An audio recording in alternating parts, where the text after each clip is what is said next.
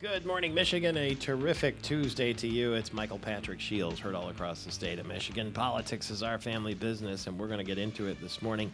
Here in our American Metal Roof studio is Wayne Schmidt, the state representative from Traverse City, the Republican. Good morning to you. Good morning, Michael Patrick. Hope you had a great Easter. Yeah, welcome back downstate. Thank you. And Frank Foster, also downstate from Pellston, the Republican state representative. Good morning to you. Good morning, sir. The weather's lovely down here as well. Let's heat things up, though. The weather is gray and rainy and cold, and we've had enough of it. So let's talk politics a little bit. Donald Trump, I know you love it when I start with Trump. Thank you. Now he says that the president is a poor student, shouldn't have been admitted into the Ivy League, shouldn't have been admitted into Harvard, and still won't show his birth certificate. And the state senator, in fact, from Hawaii, says the reason President Obama doesn't want to show the full birth certificate is the guy who is his father is not the guy everyone thinks is his father, and it's really getting ugly. So I asked John Truscott a little bit earlier if Donald Trump can actually contend for the Republican nomination by just throwing firebombs at Obama, and here's what he said. Well, no, I don't think he can get the nomination by just launching pure attacks, but I will say he's probably one of the most brilliant marketers of our day. I mean, you look, everything that he says is broadcast and published everywhere. I mean, I don't know of anybody else in America besides maybe Oprah that can get this kind of attention for just making statements, some which may be legitimate and some may be pretty wild, but he does get the attention. But at some point when you run for president, the people want to know what you're going to do for them. Mm-hmm. So, you know, I guess if you use kind of a military analogy, what you're trying to do is soften up the opposition at this point. You can come through with the heart attacks and really put something forward that allows you to move forward and be aggressive and stand off. You're fired. Are you guys proud that Donald Trump considers himself a Republican, or have you had enough? Personally, I've kind of had enough. I mean, we can question Obama's birth certificate and all the other things. The real fact of the matter is we need to question the policies and where this country's headed. President Obama's a smart guy. He obviously got to the presidency. Nobody's an idiot to make it that far. I'm sure he did well in school and all of that. We need to question the policies and where this country is headed. So that's, Trump can do what he wants. I want to get down to business. Well, really, I think these attacks have failed. I mean, we knew this about President Obama before we got in the White House, and that didn't work. I think bottom line is when the budget keeps going unbalanced and when gas prices keep rising, the economy keeps going down, people don't care about who his father was. They care about their own lives. Mississippi Governor Haley Barbour's decided he's not going to run for president. He said he doesn't have the fire in the belly for the 10-year commitment, so he will not be a candidate. Is that a loss to the party? Well, I don't. He's chosen not to run for president. Is it a loss for the party? No, because I think he does well at so many other things in supporting candidates and moving the Republican ideas forward. So it's not a loss in that sense because he'll still be around and help out. So, there's plenty of other good people, and plus it's so early right now. In case you didn't know who Haley Barbour is, he was the National Republican Committee chair for a long time, and also he's been in office in Mississippi for a number of years. Here's what he sounded like, for instance, with Chris Matthews on Hardball. Is she qualified to be president? Well, constitutionally, she sure is. Speaking of Sarah Palin. I tell you now, Chris, she is a lot brighter than she gets credit for.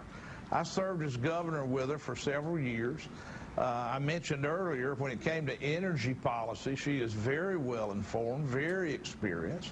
I mean, she was an Alaskanites in Mississippi, and I would just see her at meetings. But I've never had anything but a very positive impression of her. Still do. The latest Washington Post ABC poll has that 60% of the people say that she's not qualified to be president. Are you with the 60 or with the 38 who say she is? Well, I've been in the minority a lot. See what I mean? He's entertaining. Yeah. I'll say she's a lot better looking than Donald Trump. That's right. Ron Paul, meanwhile, from Texas, the congressman is going to announce today that he's starting an exploratory committee, Houston area congressman. If you don't remember Ron Paul, here's a touch of what he sounds like. Critics have called you racist, anti-Semite, and fascist. How do you respond to these criticisms? Well, that's what they do when they don't want to hear my message. Anybody who knows me personally never says that. Those who put it in print never say, well, I heard him say something like that.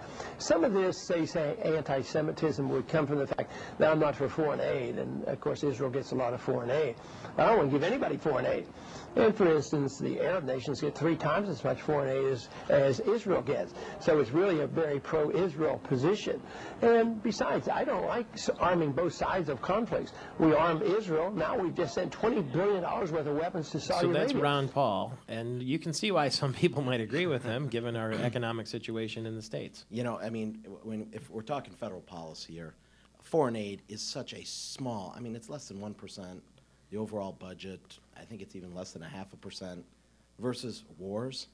I mean, you know, sometimes it's a little more offense than defense on that one. But, you know, my goal here is there's going to be lots of presidential candidates in the next 6, 8, 12 months coming out of the woodwork.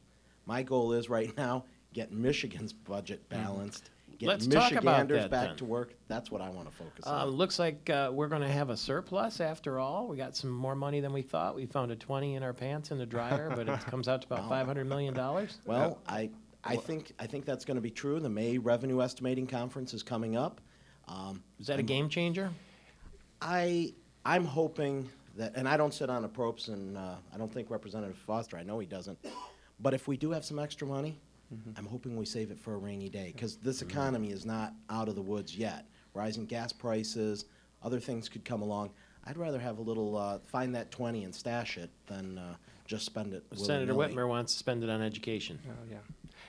I'm sure they do, and the other side's going to cast balls on what we should do with that, because we've been cutting to the bone, so to speak. But we should not treat that revenue like it's actually money in the bank right now. I mean, we should, if anything, we should be looking down the road to fall when the governor talks about infrastructure for this state and the state that our roads are in right now. So I think that money should either go down to paying down on some of the debt, or like Representative Schmidt said, let's put it away. I mean, we were doing fine before the May Revenue Estimating Conference, and now we get a little bit of a boom. I don't know if it's actually going to be $500 million, though. What's the governor going to try to do with his education speech tomorrow?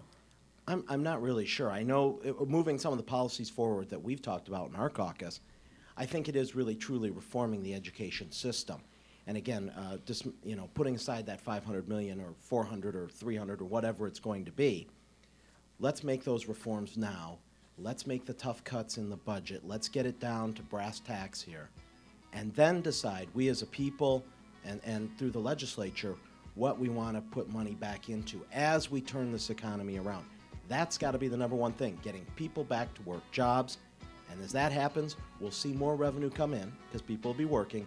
Then we can decide where we want to put that money. 2 state representatives who are working: Wayne Schmidt, Republican from Traverse City; Frank Foster, Republican from Pellston. Thank you. I'm Michael Patrick Shields. Thank you.